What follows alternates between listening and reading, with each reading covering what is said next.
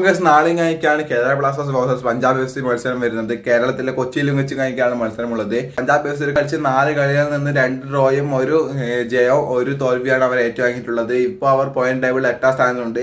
കേരള ബ്ലാസ്റ്റേഴ്സിനെ വെച്ച് നോക്കുവാണെങ്കിൽ കേരള ബ്ലാസ്റ്റേഴ്സ് 4 ലോസ് 1 ഡ്രോയാണ് ഇപ്പോൾ ഉള്ളത്.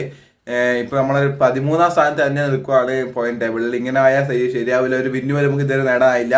ഈ മത്സരം നമുക്കൊരു വിന്ന് നേടാൻ പറ്റുമെന്ന് നമുക്ക് വിചാരിക്കാം. പഞ്ചാബ് എഫ് സിനെതിരെയുള്ള മത്സരം. പഞ്ചാബ് എഫ് സിക്ക് എതിരെയുള്ള മത്സരത്തിൽ നമുക്കൊരു അഡ്വാൻറ്റേജ് എന്താണെന്ന് വെച്ചാൽ അവരുടെ സ്ട്രൈക്കറായ എഫിയോങ് എന്ന പ്ലെയർ റെഡ് കാർഡ് സസ്പെൻഷൻ കഴിക്കാനുള്ളത്. അത് നമ്മൾ നല്ലൊരു അഡ്വാൻറ്റേജ് കഴിക്കാണ്. നമ്മളെ മുതലെടുക്കണം. ഈ സീസണിൽ 4 ഗോളുകൾ അടിച്ചിരിക്കുന്നു. പിന്നെ നമ്മൾ സൂക്ഷിക്കേണ്ട അവരുടെ ഒരു പ്ലെയർ കഴിക്കാണ് ഹർഷദീപ് സിംഗ്. അവരുടെ ഗോൾ കീപ്പറാണ്, ഇന്ത്യൻ പ്ലെയർ ആണ്. അവരുടെ ഡിഫൻസ് നമുക്ക് എത്രത്തോളം വീക്കാണ് അറിയാം. പക്ഷെ ആ ഗോളി അവരുടെ ഡിഫൻസിനെ താങ്ങി നിൽക്കുന്നുണ്ട്. അത് മാത്രമല്ല അവരുടെ അറ്റാക്കിംഗ് അത്യാവശ്യം ഒരു കിടില അറ്റാക്കിംഗ് ആയിക്കാണ് അവരുടെ വരുന്നത്. റമീറസ് എന്ന മിഡ്ഫീൽഡറെ നമ്മൾ ഒന്ന് മാർക്ക് ചെയ്യണം. ആ മാർക്ക് ചെയ്യലേ നമുക്ക് വലിയ വലിയ അപകടങ്ങൾ അത് സൃഷ്ടിക്കും. പിന്നെ കേരള ബ്ലാസ്റ്റേഴ്സിനെ വെച്ച് നോക്കുമ്പോൾ ആകെ പ്രതീക്ഷയുള്ള കുറച്ച് 4 താരങ്ങൾ വെച്ചാൽ ഒന്ന് ഇന്ത്യയെ ഫാലോ എന്നൊരു പ്ലെയറും കഴിക്കാണ്.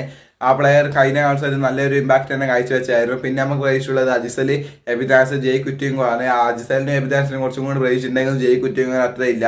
ജയ് കുറ്റിങ്കോ അജിസലും കൂടി ഒരു ഡബിൾ സ്ട്രൈക്കർ വരണമെന്നാണ് ആഗ്രഹം. കാരണം വിക്ടർ ബെർട്ടോമോ 3 കളി സസ്പെൻഷൻ കഴിക്കുകയാണ്. അടുത്ത മത്സരം എന്തായാലും നമ്മൾ വിജയിക്കുമെന്ന് പ്രതീക്ഷിക്കുന്നു.